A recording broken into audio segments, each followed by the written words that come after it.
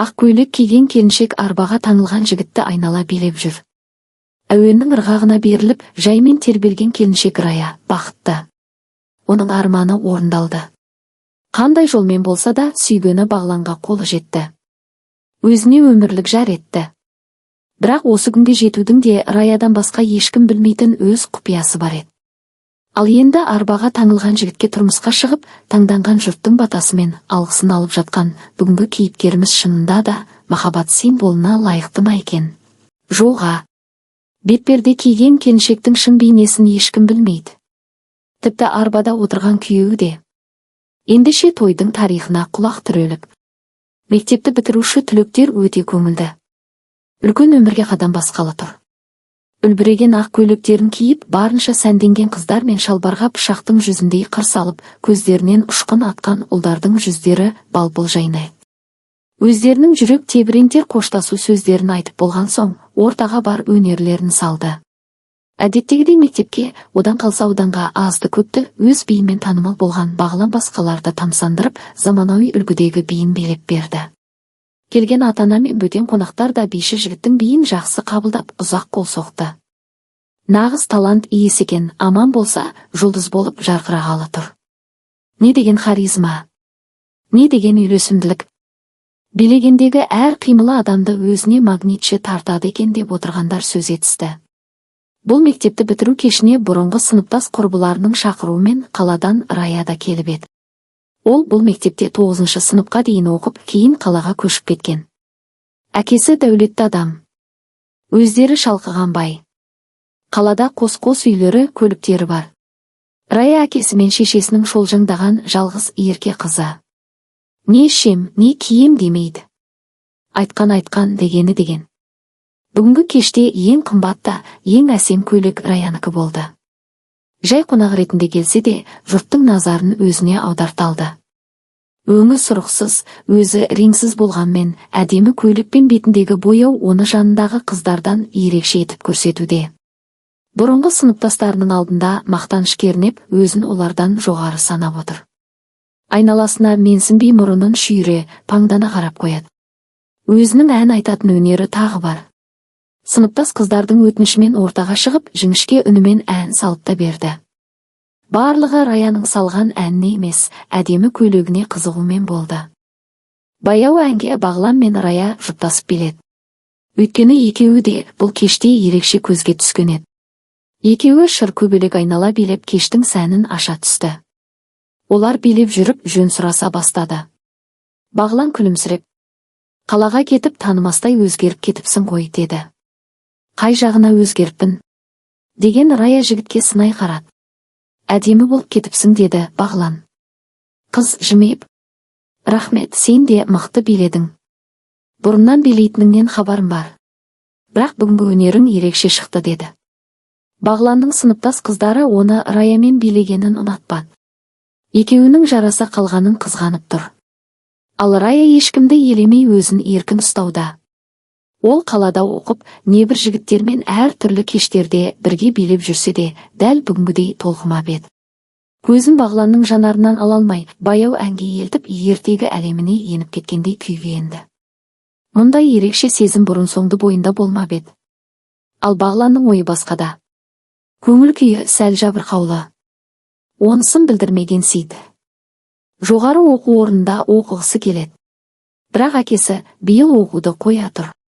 Жұмыс істеп менің жүгімді жеңілдетіп, бауырларына қарайлас деп отыр. Ес білгелі әкесі әркімнің үйінде жалданып жұмыс істеп, үйге әйтеуір азын аулақ табыс әкеледі. Анасы үйде балалы шағанның ас суын дайындап отырады. Қысты күндері жылы киімдері болмай, мектепке бармай қалған күндері көп болған. Кейінгі бауырлары да солай. Бір жұбанатына мектеп басшылығы өнерлі шәкіртінің жағдайын түсініп бұған жұмыс тауып берген. Мектептен би үйірмесін ашып, Бағланды жетекшінің көмекшісі етіп қойған. Директордың 1-2 жыл жұмыс істеп, аяққа тұрған соң жоғары оқуға түсуіне өзім жәрдем беремін деген сөзі көңіліне қонған. Сыныптастары секілді арман қуып, қалаға кетпей Аядай аудандағы мектебінде қалмақшы. Өмірдің өзіне келгенде қатал болғанына күйінеді. Қасында билеп жүрген Раяға да сынай қарады. Кезінде оқу үлгерімі нашар, ол қалада ақылы лицейде оқып, енді медициналық академияға оқуға түсемін дейді. Өзіне сенімді. Қандай дәрігер шығады екен бұл қыздан? Дәрігер болу оңай емес. Ақшасына сеніп оқығанмен кейін жұмысын қалай істейді? Деп ойлап қояды билеп жүріп. Би де аяқталды. Іс-шара өте көңілді өтті. Сыныптастар бір-бірін қимай, әрең қоштасып жөндеріне тарқасты. Рая да аспанда қалықтаған күйі, Бағланмен бірге билегендегі әдемі әсерінен арыла алмай үйіне келді.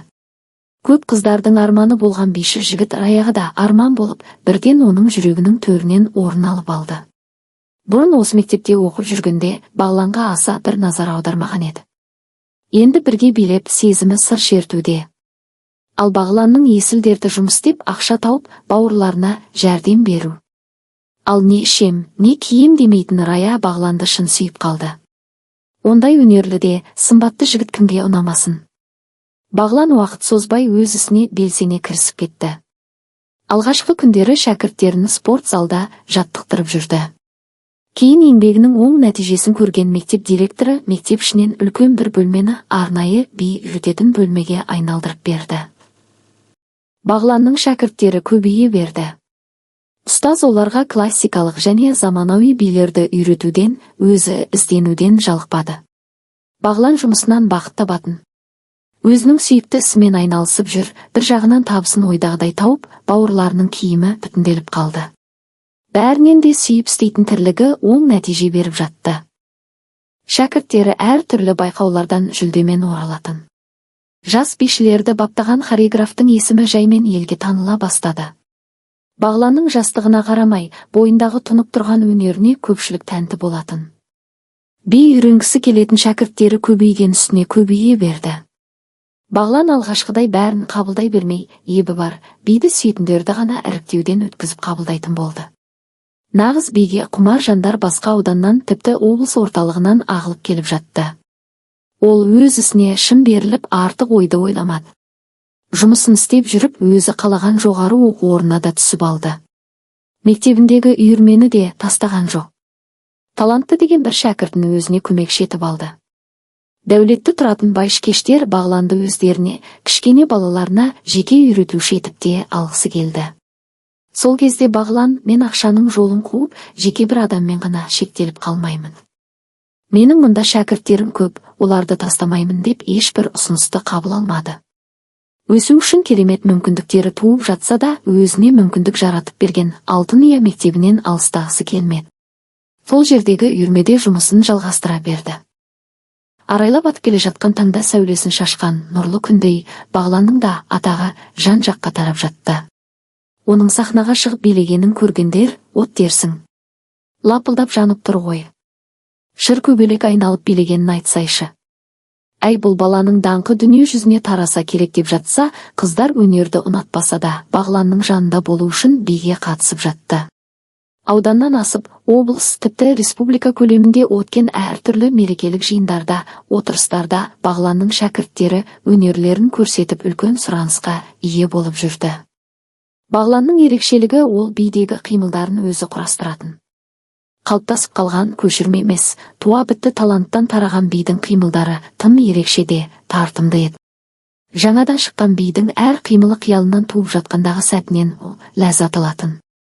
Жақсы әуен немесе ән тыңдаса, көз алдына жаңа би қимылдары өріліп шыға келетін. Ал Рая бұл уақыт ішінде сүйу дертіне күйіп жанып жүре берді. Түрлі сылтаумен 2-3 рет Бағланмен жолығып та көрді.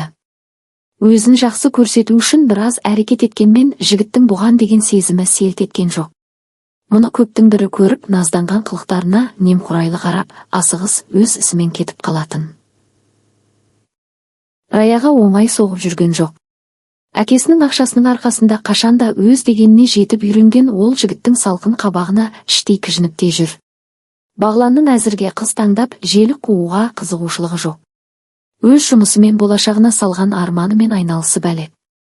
Әйтпесе өз шәкірттерінің ішінде небір сұлу қыздар жетерлік. Қыз керек болса, қалағаны мұның ыңғайына құлағалы тұр. Рая өзіне тым сенімді еді. Бірақ Бағланның жүрегін кез келген уақытта жаулап аламын деген сенімі күн өткен сайын өшіп барады. Байлығына сенген ғой. Ал енді күннен күнге Бағланның жұлдызы оңынан туып, ақша да, атақ та оған құйылып келе жатыр. Оның үстіне биші жігіт ақшаға қызығып, байлық қуғандардың қатарынан емес. Сонда да Рая үмітін үзгісі келмейді. Қайтсын, жүрекке әмір жүрмесе. Көзіне Бағланнан басқа ешкім көрінбей қалыпты. Тұрмыстары өздері секілді бақуат байлар құда түсе келсе де, бұл атты оның ала қашады. Шешесіне жылап отырып мұңын, жүрек қалауын жеткізген. Анасы оған, қызым-ау, оны қайтесің? Бидің соңында жүрген желөкпе біреу емес пе? Бұты сыйдиып алып секеңдеуден басқаны білмейді. Айналаңа қарасайшы, одан да басқа қолынан іс келетін сері жігіттер көп қой. Астанада тұратын әкеңнің жолдасы бар, министрлікте жұмыс істейді. Сол кісі өз баласына сені әпергісі бар. Есіңді жи, олардың дүние байлығы бізді 10 орап алады. Шалқып өмір сүресің деп қызына күйіп-пісіп түсіндірсе де, Рая өмір сүретімен. Өзім сүйген жанмен өмір сүргім келеді деп анасының бетін қайтарып тастаған. Бұл әңгімеге әкесі де араласты. Қызым, тең-теңмен, тезек қабымен деген, біз сенің бақытыңды ойлаймыз. Түпкілікті сен ол биші жігітпен бақытты болмайсың. Ол басқа ортада, сен басқа ортада өскенсіңдер. Екеуіңнің өмірге деген көзқарастарың екі түрлі, түсініктерің де басқа. Махаббат уақытша. Сананы тұрмыс билейді. Министрдің келіні болсаң жаман ба не? Өз болашағыңды ойла деп жаймен де бұйырыпты айтып көрді. Бірақ Рая көнбеді. Егер менің қарсылығыма қарамай, қол аяғымды байлап, министрдің үйіне апарып тастасаңдар да, кейін ол жақтан қашып кетемін деп бедірейіп отырып алған. Сол кезде әкесі шешесіне, қызымызды емдету керек. Осы сенің психолог, тәуіп достарың көп еді ғой, қызыңды қаратсайшы дегенді. Раяның өз күйігі ішінде. Сүйу деген соншалықты азап болар ма еді? Ойламайын десе де, бір сәт есінен кетпей, махаббат дертіне шалдыққан қыздың жағдайын ешкім түсінбейтін еді. Бағланды аңсап түнде ұйқы көрмей, дөңбекшумен болады. Күндізде мең-зең күйде жүрді. Әр нәрсені сылтауратып Бағланның қасынан жиі табылып жүр. Бірақ еш құрығына түсіре алмай, басы қатты. Бірде өзі жұқалап сөз тастады. Бағлан, осы сен өмірде биден басқа қыз. Жас өмірің тек жұмыс деп өтіп барады. Жалындаған шағында жеке өміріңмен ойнап күлуге де азырақ уақытыңды бөлсейші деген. Мен жұмыс деп жүріп те ойнап күліп жүрмін. Әлде ойнап күлу үшін жұмысты шетке сырып қою керек пе деп жауап берді Бағлан. Жоқ, олай деп айтайын деген емес едім. Мәселен, мынадай сөз бар ғой, сүйіп көрген, сүйікті бола алған, жан бақытты деген. Осы сенің сүйген қызың бар ма? Дегенде қысық көздерінде мұң ұялаған болатын. Сүй туралы әңгіме қозғалғанда Бағланның ұнжырғасы түсіп, біраз үнсіз отырып қалды.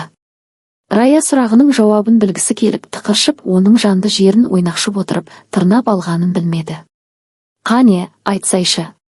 Сендей жігіт қызбен жүрмейтініне сенбеймін. Жасырмай айта бер, қызың бар ғой, иә. Деп қулана күлген болды. Тіптен қоймадың ғой, Рая, иә, менің сүйген қызым болды. Бір сыныптамен оқитын Нәзік деген қызды сүйуші едім. Оған хат жазып, жүрек қалауымды білдіргенмін. Екеуміз телефонмен тек хат, хабарлама ғана жазысып тұрдық. Ол да мені жақсы көруші еді. Екеуміз мектепті бітірген соң үйленеміз деп серттескенбіз. Бірақ сұм тағдыр, сұм ажал Нәзігімді менен алып кетті. Оның атын Нәзік деп бекер қоймаған екен. Тым жас, кішкентай болса да өте ақылды қыз еді. Сөздері салмақты, өмірге деген көзқарасы есейіп кеткендей көрінетін. Оның ауру екенін, айықпас дертті арқалағанын, ол бақилық болғанда бірақ білдім. Ол хатында үнемі мен сүю сезімін татып үлгердім. Мен бақытты жамын деп жазатын. Үлгердім деген сөзінің мәнісін кейін ұқтым ғой. Ол мені мәңгілікке тастап кеткен соң, жан дүнием құлазып, жүрегім жараланды. Одан кейін оның орнын басар, жүрек дертімді емдер, бір жанды кездірмей-ақ келемін деп ақтарыла сөйлегенін Бағлан өзі де білмей қалды. Жігіттің жан азабын түсінбеген, сезбеген Рая іштей қуанды. Бағланның басы бос, демек маған шанс бар деп іштей қайталай берді. Наздана. Бағлан, сен әлі жассың. Бақтың алда деп жұбатқансыды. Осыдан кейін 2 күннің бірінде Рая Бағланның алдына жетіп келіп тұрды. Ал Бағлан оған жай дос ретінде қарап жүр. Іштей Раяның өзінде ойы бар екенін сезгенмен еш емеурін білдірмеді. Өзіне қарата алмағасын Рая әр түрлі айла тәсілдерді ұйымдастыра бастады. Әйелдің айласы 40 есекке жүк демекші, алған мақсатынан кері қайтуды ойламады. Қалайда Бағлан менікі болуы тиіс. Басы бос кезде, біреуді сүйіп қалмай тұрған кезде мен оны иеленіп алуым керек. Кейін кеш болады деп күндіз күлкіден, түнде ұйқыдан айырылды. Махаббат адамның есін жиып деген сөз рас болса керек. Раяның көзіне Бағланнан басқа ешкім көрінбеді. Неше түрлі жоспарлар құрып, әрекеттер жасап титықтап жүр. Дегенмен жігіт еш емеурін танытатын емес. Ал бар намысын жиып қойып, сүю дертіне шыдай алмай сезімін ашық білдіргенде ше. Бетін қайтарды ғой мұның. Екеуміз жақсы дос бола аламыз. Одан арғысы емес. Сені үміттендіргім де келмейді. Сен менен де жақсы жігітке лайықсың деп бірден бетін қайтарды. Сол кезде Рая күн ұзақ бөлмесінен шықпай жылап жатып алған.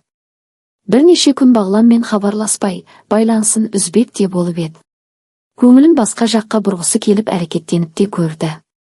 Қиын екен ғашығын ұмыту.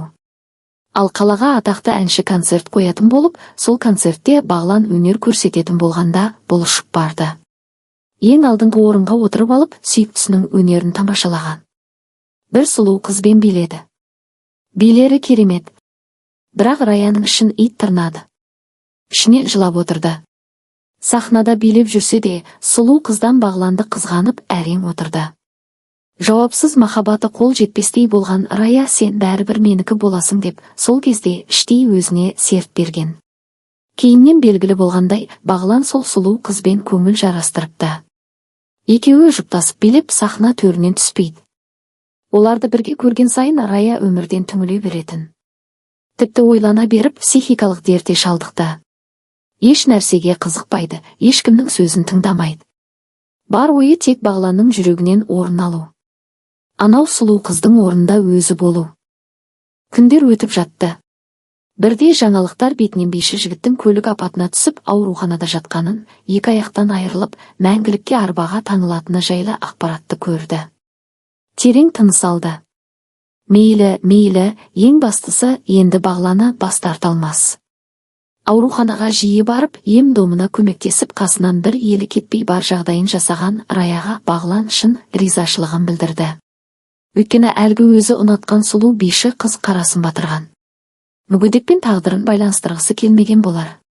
Ал Рая шын сүйетінін дәлелдеуде.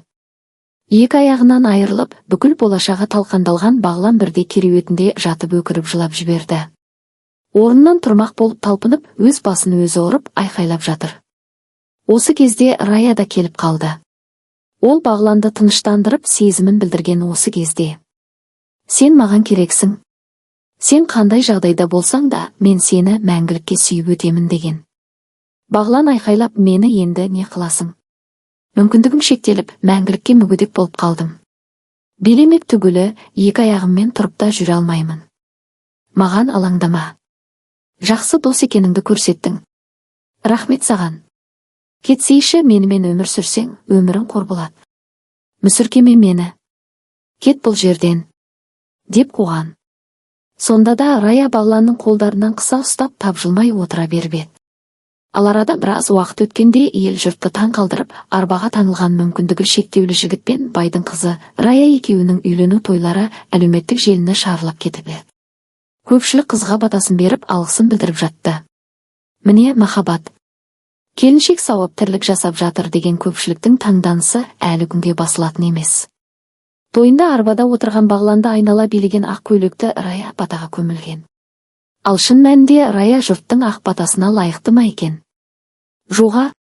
Ол осы күнге жету үшін нелер істемеді десеңші. Басқа әрекеттері текке кетсе де, көлік апатын ұйымдастыру текке кетпепті.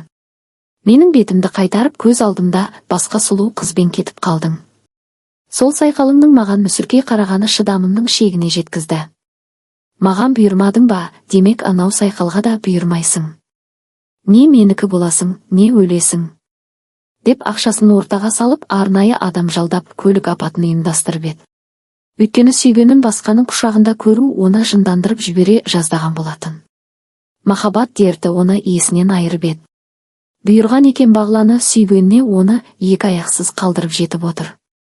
Әйтпесе сүюдің отына өртеніп өзі өліп кетер ме еді. Би әлемінде енді жарқырап келе жатқан жаңа жұлдыз сүюдің тұзағына түсіп, осылай жанбай тұрып сөнген болатын. Әңгіменің авторы Анар.